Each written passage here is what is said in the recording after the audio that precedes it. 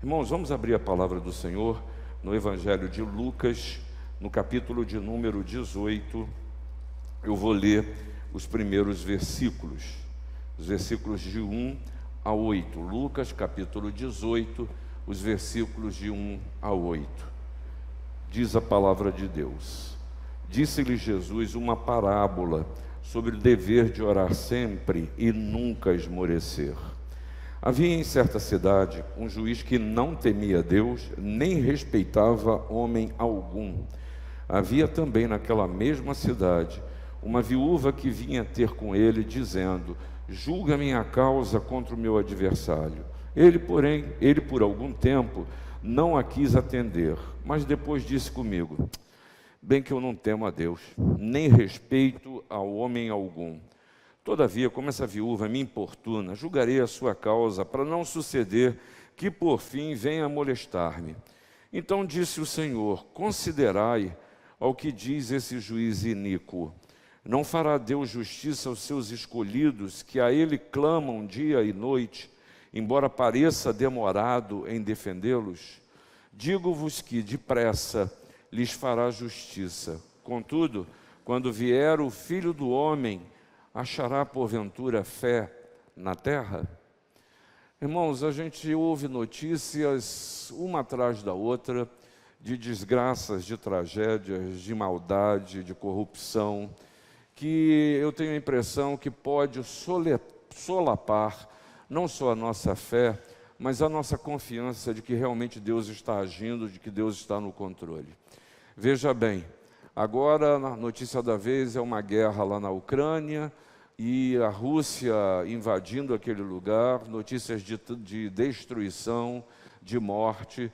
Gente, família como a minha e como as famílias como a minha, como a sua, sendo desalojadas, perdendo o que tem, gente morrendo. Por outro lado, acabamos de ver em Petrópolis acontecer a mesma coisa, só que não uma guerra, mas uma destruição pela natureza, que revela também a falta de atenção e de ação do poder público em socorrer a população. Nós temos visto, e agora essa semana, hoje, estava vendo no jornal, que a Venezuela mandou 10.000 soldados para a fronteira com a Colômbia, cuja intenção primeira ou teórica seria de lutar contra os narcotraficantes, mas violência, violência, violência.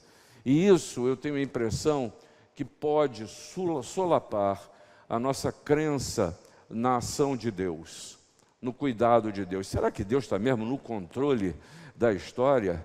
Por que as coisas continuam a acontecer e a gente se reúne como igreja e adora a Deus e fala de Deus que é vivo, de um Jesus que nos ensina a construir a nossa vida embasada naquilo que Ele faz? A gente precisa refletir sobre isso, e é exatamente essa a colocação de Jesus. Veja bem, Jesus usa este quadro para nos ensinar sobre o poder da oração. O que é a oração? E aqui ele nos usa e nos traz o exemplo desse juiz, como você pôde ler, que ele não reconhecia nenhuma autoridade além da sua e não respeitava ninguém. No versículo 2, Jesus diz que esse juiz não temia Deus. Portanto, não há como falar, como lidar com valores espirituais numa pessoa que não crê. E nesse sentido, a gente vai falar de oração pela Rússia, pela Ucrânia, pela Venezuela. Nós vamos falar de oração por Petrópolis, falando de gente que não crê, não tem Deus como valor, não tem Deus, Jesus, como norte da sua vida.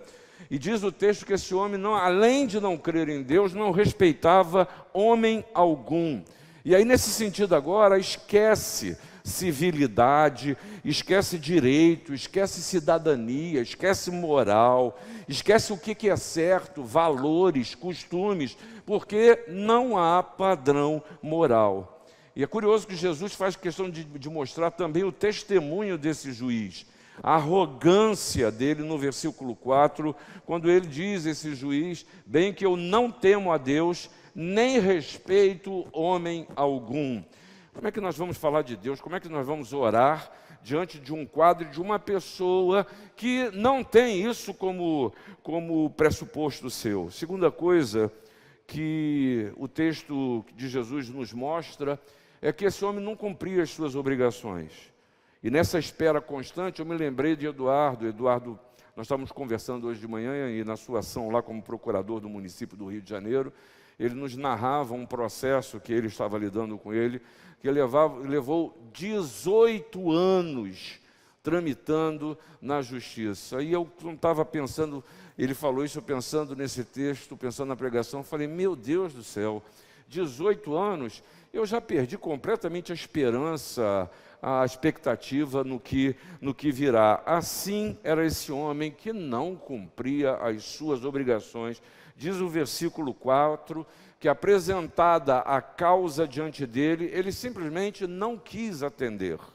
E revela a sua visão distorcida e exatamente de ser um mau servidor público que vê a demanda da viúva como alguém que, olha o que diz o versículo 5, essa mulher me importuna e essa mulher, vou terminar isso, não para fazer o bem, mas para que essa mulher não me moleste, me deixe em paz.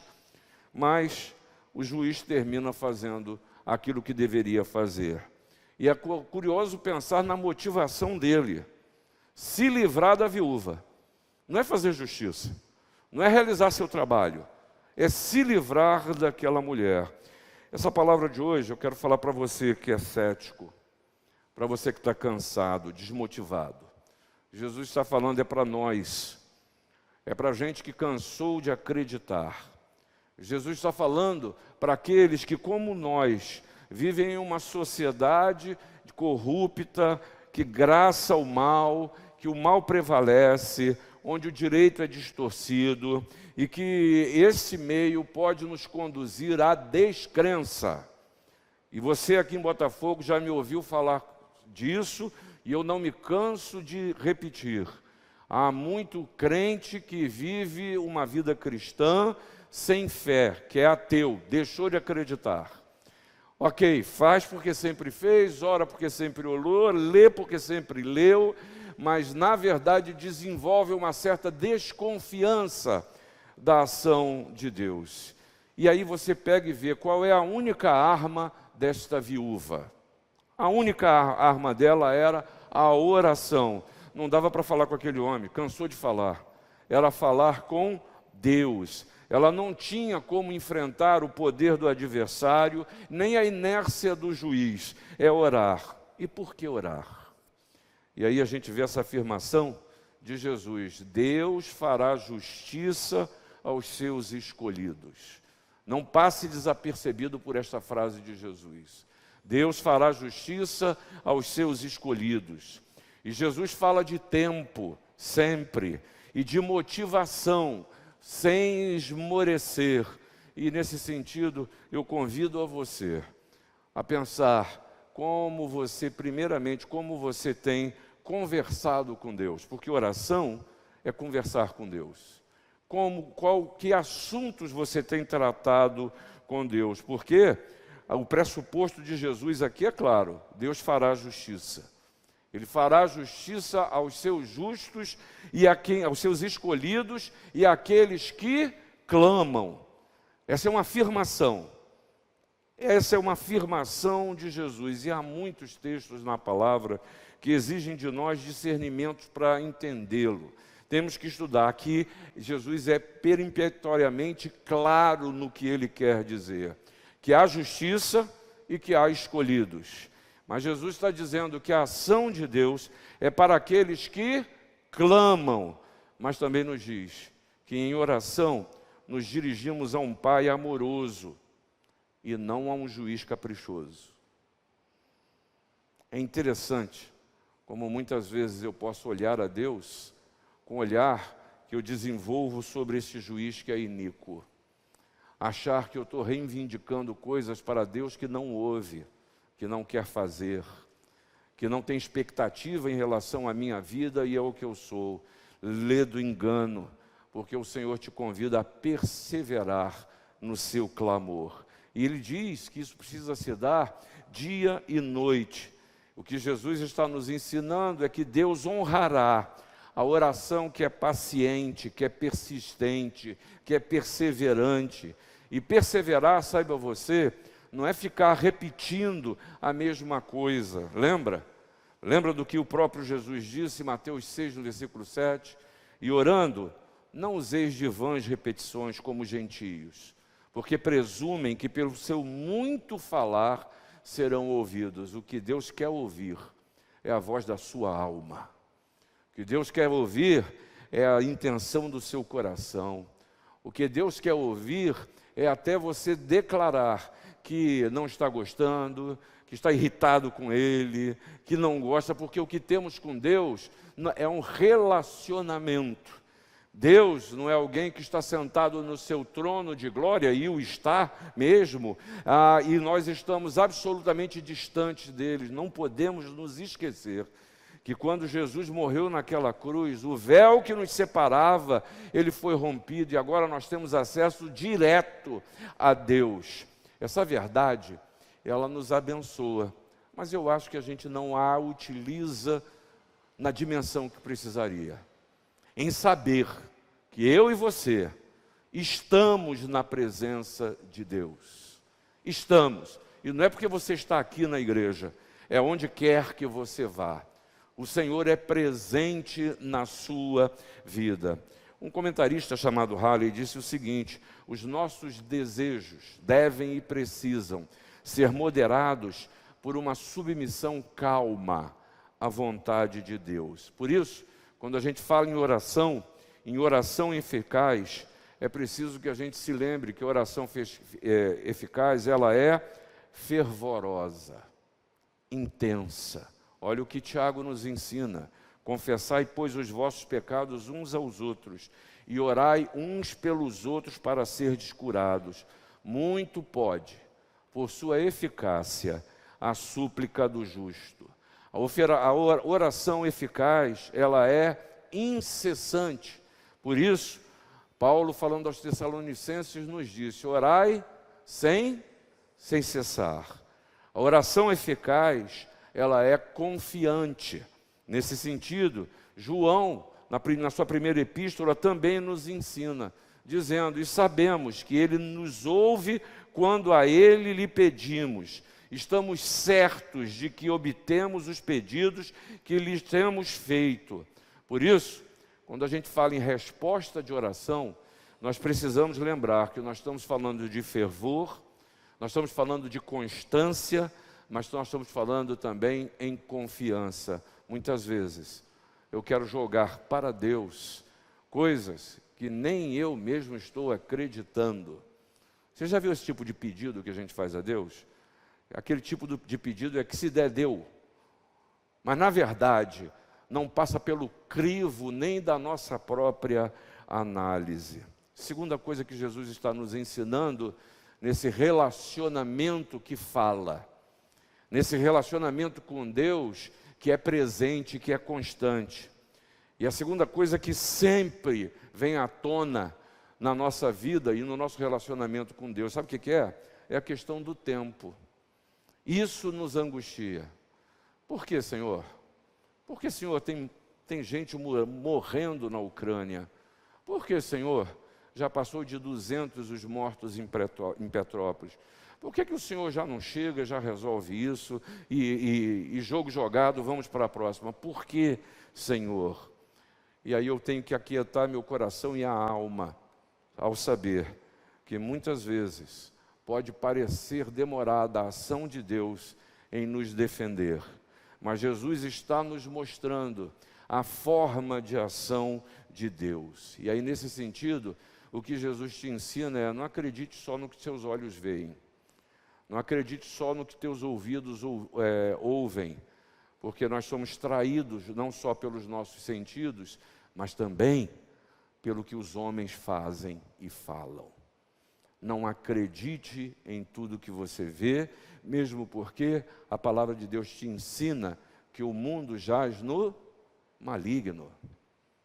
Maligno.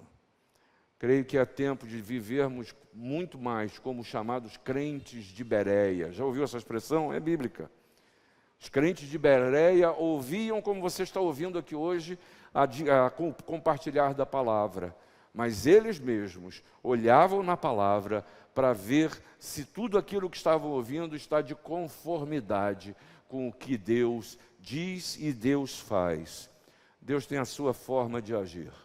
E eu e você precisamos aprender a discernir essa forma. Veja só no caso dessa viúva.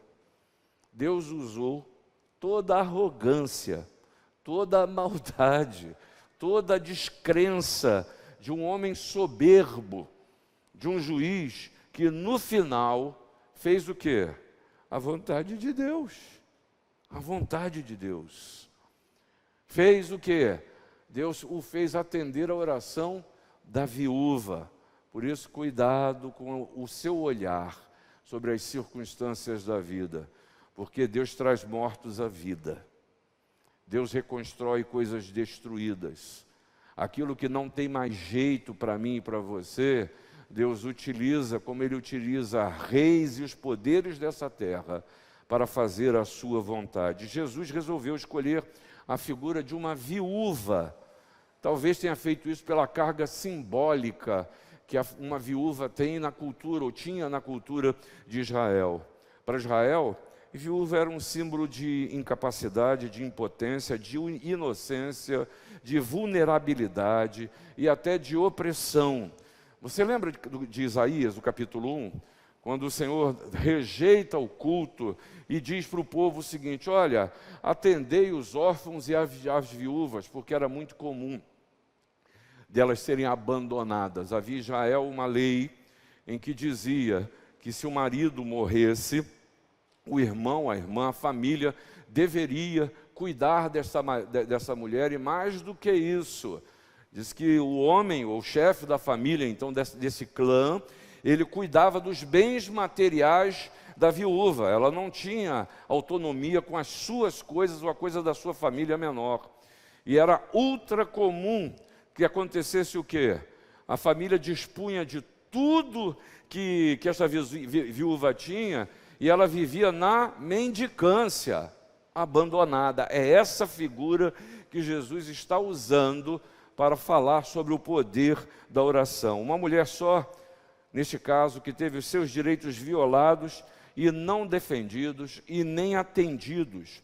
Essa viúva era fraca demais para exigir e pobre demais para comprar a justiça. E aí o que o Senhor está reforçando para mim e para você é que eu e você não podemos crer no poder da opressão. Não podemos crer na condição dos homens, porque Deus lida com todas as coisas. E aí, nesse sentido, eu aprendo sobre a demora de Deus, ou aquilo que eu julgo ser a demora de Deus. No grego há uma palavra traduzida por demorado, que ela nos ensina ao pensarmos nos sentidos dela. Demorar, no sentido que Jesus usa aqui, é perseverar com paciência e coragem nas desgraças duradouras. É perseverar nos problemas. É ser paciente em suportar as ofensas e as lesões que os outros nos causam. É ser leve e lento para produzir vingança. É ser lento para se deixar tomar pela cólera, pela ira, pelo desejo de punição. Na verdade, o que Jesus está falando aqui é que Deus afasta a sua ira por causa dos pecados. Mas tenha certeza de que Deus vingará os seus eleitos que clamam a Ele. Mais do que isso, o ato de pedir vingança não nos torna justos. Cuidado com as suas intenções, inclusive na oração, porque a demora de Deus, ela é utilizada em nosso favor, porque Ele está lidando com você e lidando com todos à sua volta. Diz a palavra de Deus que o Senhor não retarda a sua promessa, como alguns a julgam demorada. Pelo contrário, Ele é longânimo para convosco, não querendo que nenhum pereça, senão que todos cheguem ao arrependimento. O fato do tempo passar não é descontrole. Quando você estiver angustiado pela demora das coisas, lembre-se que isso é um sinal de que Deus está agindo. De que Deus está agindo nas circunstâncias. Que Deus está agindo em você. Porque para Deus não existe o tempo e nada são as mesmas coisas. Mas finalmente, aquele Deus que falamos com Ele, que precisamos nos relacionar e conversar, que precisamos entender a sua forma de agir. Jesus termina esse texto nos chamando a atenção para algo que é tão importante no exercício da vida cristã. Ele fala da fé. E a pergunta que Jesus deixa é uma pergunta que deve incomodar o seu coração e ao meu. Há fé ou há costume cultural religioso? Há fé ou há a tentativa de utilizar um Deus como uma escapatória moral para a vidinha que você tem vivido? Há fé na sua caminhada? Jesus diz que nosso foco está nas necessidades. Isso é fato. Isso é do homem. Buscar e querer suprimento de necessidades. Mas ele está nos ensinando aqui, no versículo 8, que ele está em busca de fé. E aí, nesse sentido, eu conheço muito bem as minhas necessidades. Eu sofro por elas. Eu nutro sentimentos pelo que julgo necessitar. As minhas necessidades estão no centro das minhas ações, mas Jesus continua a perguntar: Ele vai achar fé na minha e na sua vida? E com isso ele revela o temor com respeito à qualidade da fé que nós temos desenvolvido. E aí, nesse sentido, ele faz isso porque a fé tem poder. Tem poder. O escritor de Hebreus nos ensina que, de fato, sem fé é impossível agradar a Deus, porquanto é necessário que aquele que se aproxima de Deus creia que Ele existe e que se torna galardoador dos que o buscam. Ah, irmãos e irmãs, nós precisamos entender que a fé é parte do ato da oração. É parte do ato da oração. E mais do que isso, igreja, culto, não pode ser só coreografia religiosa. Em quem você tem crido?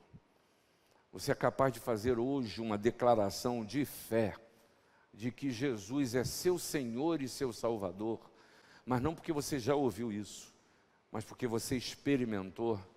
E se você tiver dúvidas sobre isso, essa questão, ela é central na existência. E eu vou ousar dizer uma coisa para vocês aqui. Ah, o pastor agora está falando para quem não é crente, né? Não estou não. Eu estou falando para você e eu que já confessamos a Jesus como Senhor e Salvador há 1 ano, 5, 10, 30, 40, 50 anos. Porque a gente pode afirmar isso com a boca e negar com os nossos pensamentos e, o que é pior, com os nossos atos. Como é a sua fé em Jesus? Porque muitas vezes eu posso conviver com as coisas da fé, eu posso lidar com as coisas da fé e ainda assim não experimentar esse Deus que é o único Deus, é o verdadeiro Deus. E aqui, quando a gente diz que é preciso entender que fé faz parte de oração, eu preciso me lembrar de Jesus de Nazaré.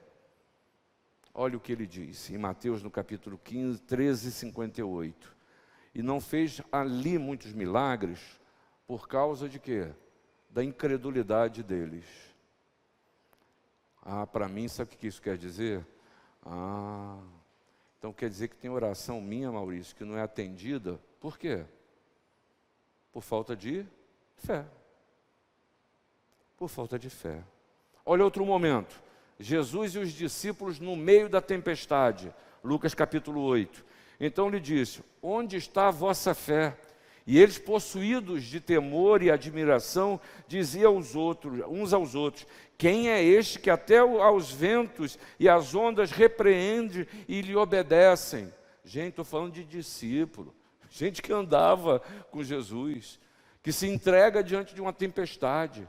E de repente Jesus vai andando sobre o mar em direção a eles, e eles ficam maravilhados. Não mudou, gente, é o mesmo Jesus. Quero lembrar para você sobre a fé como componente da oração, no encontro de Jesus com o centurião. Quando diz o seguinte, o centurião respondeu: Senhor, não sou digno de que entres em minha casa, mas apenas manda com uma palavra, e o meu rapaz será curado. Ouvindo isso, admirou-se Jesus e disse aos que o seguiam: em verdade vos afirmo, que nem mesmo em Israel achei fé como essa. Então disse Jesus ao centurião: vai-te e seja feito conforme a tua fé. E o servo dele foi curado. Aqui eu me deu um peso no coração, porque eu quero colocar a culpa nas circunstâncias por não ver minhas orações atendidas.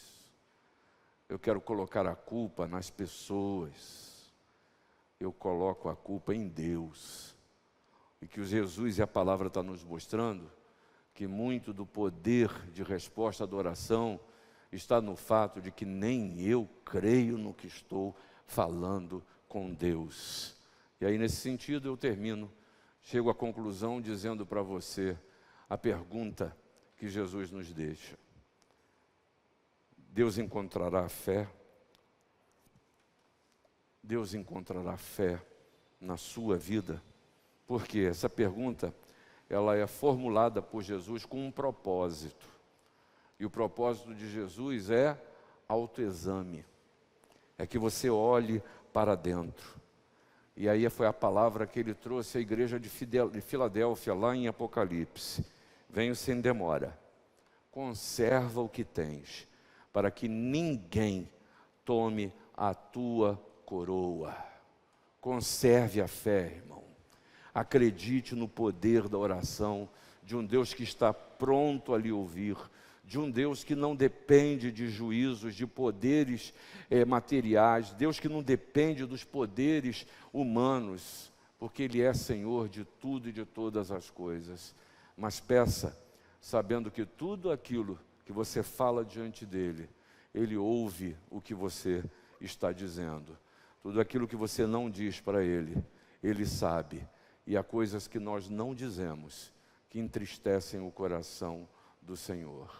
Esse é um convite que eu lhe faço agora, que nós vamos celebrar a ceia do Senhor.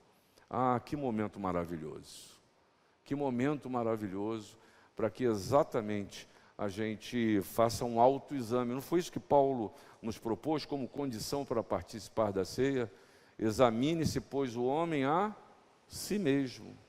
Esse é um tempo da gente se autoexaminar.